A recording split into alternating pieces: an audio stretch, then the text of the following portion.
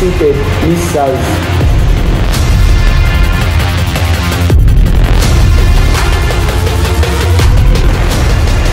Your Honor, the prosecution calls Ms. Bianca Sas, a forensic document examiner, to testify about a Christian document.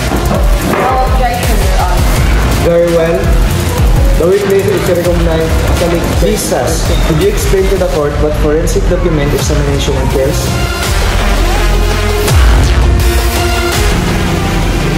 Yes, Your Honor.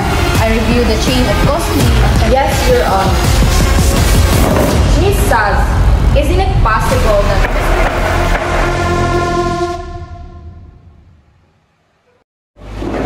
Please stand. Honorable Judge Daniel Padilla is now in session. Lead the prayer with calm and steady voice. Let us bow our head in prayer. In the name of the Father, the Son, the Holy Spirit. Amen. Heavenly Father, we come before you today with grateful heart as we gather for this mock trial. We thank you for the opportunity to engage in this educational experience, and we ask for your guidance as we seek truth and justice to this process. Grant wisdom to the judge, clarity to the attorney, and understanding to the judge. Help us to uphold the principle of fairness and integrity, and to respect the voices of all the participants involved. May our discussion be constructive, our arguments be well-founded, and our conclusion be rooted in the truth. We ask that you bless this trial, that it may serve as a valuable learning experience for all. We pray the courage to speak with honesty and humility, to listen with open hearts. In your name we pray, Amen. In the name of the Father, the Son, the Holy Spirit, Amen. You may now be seated.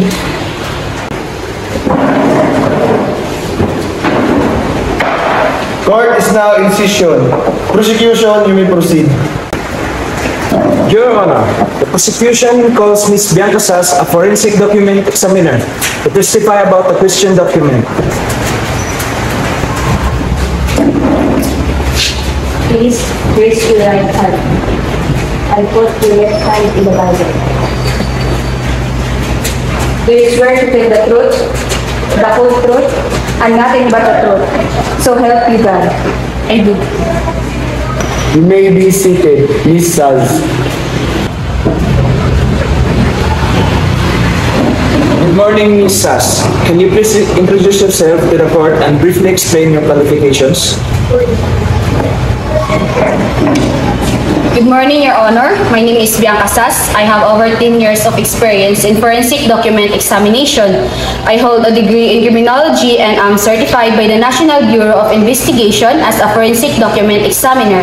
I have been involved in numerous cases involving handwriting comparison, signature verification, and document authenticity analysis. Your Honor, we respectfully ask that Ms. Sas can be recognized as an expert in forensic document examination. No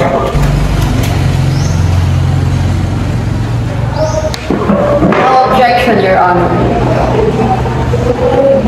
Very well. The witness is recognized as an expert in forensic document examination. Ms. Sas, could you explain to the court what forensic document examination entails? Forensic document examination involves the scientific analysis of documents to determine their authenticity. This includes comparing handwriting, signatures, ink, paper quality, and identifying alterations or forgeries. Have you had the opportunity to examine the Christian document in this case?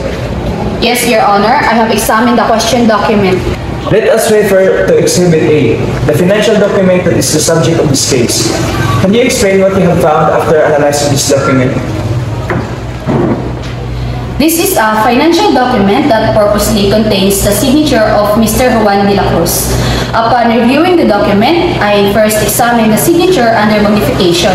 I also compared it with known examples of Mr. de la Cruz's signature. What did you find in your comparison?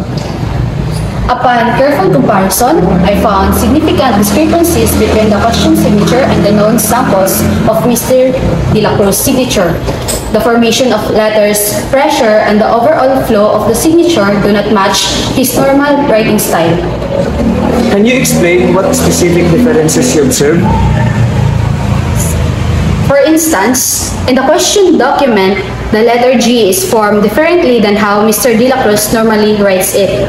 The slant and the curvature of the strokes are inconsistent with his known handwriting.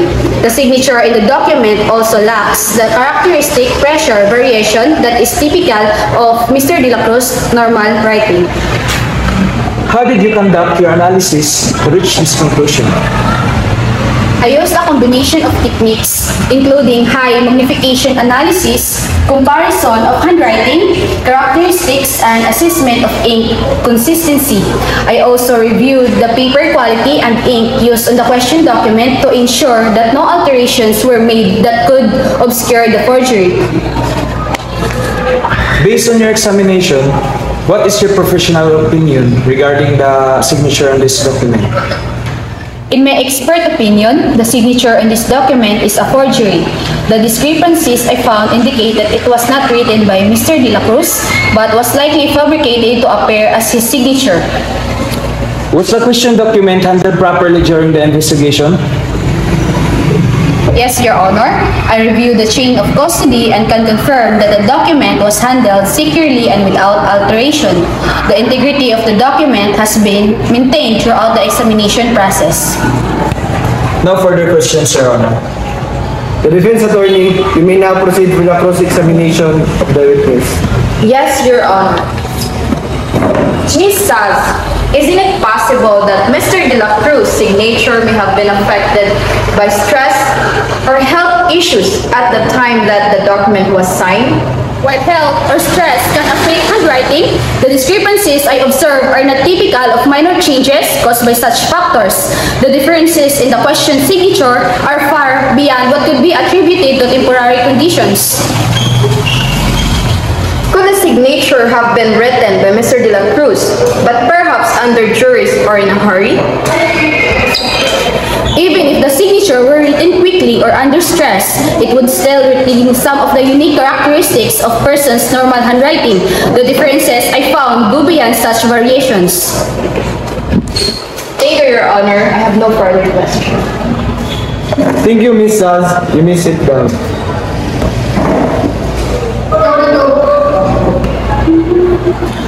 Ladies and gentlemen of the jury, the expert testimony clearly shows that the signature on this document was forged. Ms. Saz has provided a detailed analysis that demonstrates the discrepancies between the question signature and Mr. De La Cruz's authentic signature. We ask you to consider this important evidence in your verdict, Your Honor.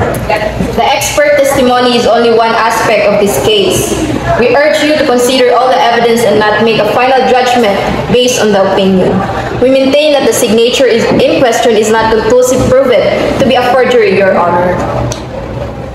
After careful consideration of the arguments presented by both the prosecution and the defense, this court now stands at a critical juncture where justice must be upheld in accordance with the law and the evidence.